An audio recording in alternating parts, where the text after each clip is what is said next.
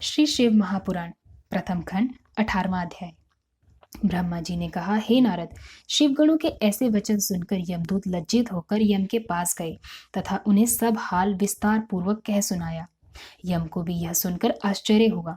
फिर यम ने शिव जी को दंडवत कर अपने गण को तीनों लोकों में फिरने का आदेश देते हुए यह कहा कि जो मनुष्य देह में भस्म लगाए हो, रुद्राक्ष धारण किए हो, शिवलिंग का पूजन करता हो एवं आराधना में डूबा हुआ हो अथवा छल से भी शिव जी का बना तथा वस्त्र धारण किए हो तथा उसका शिव जी से किसी प्रकार भी संबंध हो तो उसको मुक्त कर देना और कोई कष्ट मत देना। यमराज ने शिव जी की स्तुति करते हुए फिर कहा, हे सदाशिव, आप मेरे पापों को क्षमा कीजिए, क्योंकि यह अपराध मुझसे अज्ञान में हुआ है। इस प्रकार बहुत स्तुति करने के पश्चात यमराज चुप हो गए। ब्रह्मा जी बोले, हे नारद, गुणनिधि यमगणों से मुक्ति पाकर विमान पर आरूढ़ हो शिवलोक को चला गया। बहुत समय तक स्वर्ग में अनेक प्रकार के सुख भोग कर वह कलिंग देश का राजा हुआ। वहां के पहले राजा का नाम इंद्र मुनि था। गुणनिधि ने उसी के यहाँ जन्म लिया तथा कर्दम के नाम से प्रसिद्ध हुआ। वह शिव जी का अनन्य भक्त था। इंद्र मुनि अपने पुत्र में राजा के समस्त लक्षण देख अपना संपूर्ण राज्य उसको सौंप रानी सहित वन में जाकर शिव जी की कठिन तपस्या करके शिवलोक को प्राप्त हुए। कर्दम को पूर्व जन्म का स्मरण था, इसलिए वह समस्त शिवालयों में दीपदान करने लगा। उसने प्रत्येक मंडलेश्वर को आदेश दिया कि जितने भी शिवालय हों वहां दीपक जलाए जाएं और जो इस आज्ञा का उल्लंघन करे उसका सिर धड़ से अलग कर दिया जाए। गांव के स्वामी इस भय से दीपदान करने लगे। वह स्वयं भी बड़े हर्ष के साथ कार्य को करता। उसने अपनी नीति द्वारा जनता को प्रसन्न रखा। वह जीवन भर शिवजी के दीपदान से अचेत ना रहा। जब उसकी मृत्यु हुई तब उस पुण्य से वह शिवलोक को प्राप्त हुआ।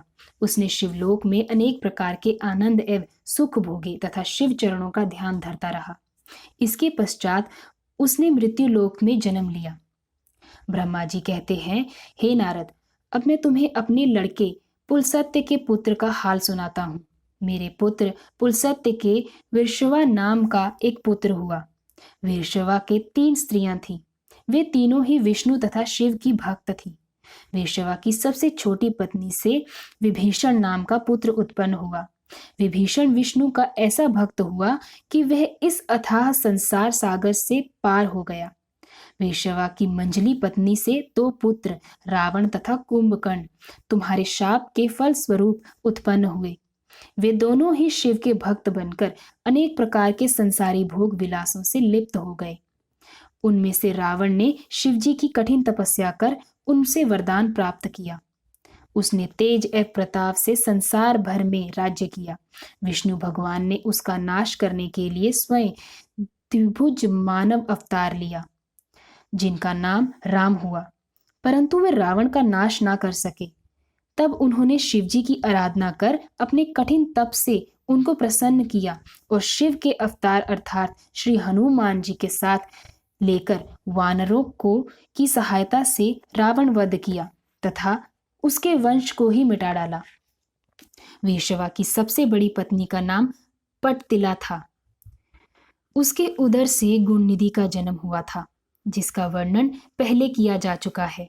वीरशवा ने पहले लंका में रहकर जो उचित था वह किया, फिर काशी में आकर घोर तपस्या की, जिसमें शिवजी उस पर अत्यंत प्रसन्न हुए।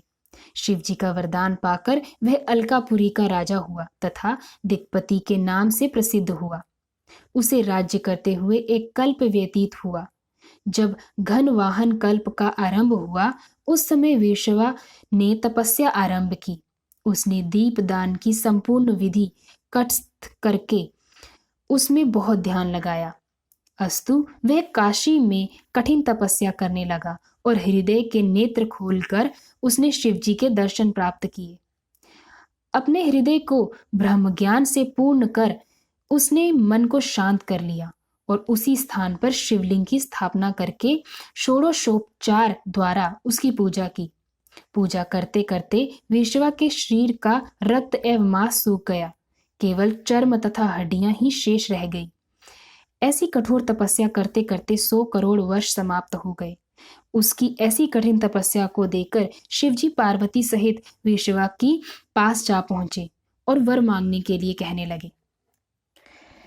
ऐसी ही कथाओं को सुनने के लिए श्री शिव महापुराण चैनल को सब्सक्राइब करें और वीडियोस को लाइक्स और शेयर करें।